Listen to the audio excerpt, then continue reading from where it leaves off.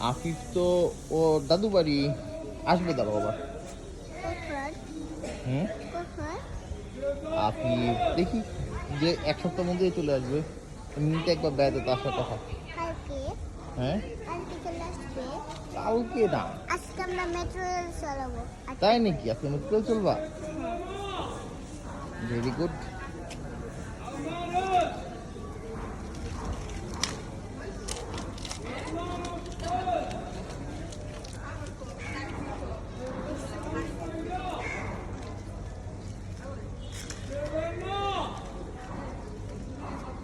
শুকনো পাতাগুলো খায় না, হুম, শুকনো পাতা খায় না। সবই খায়।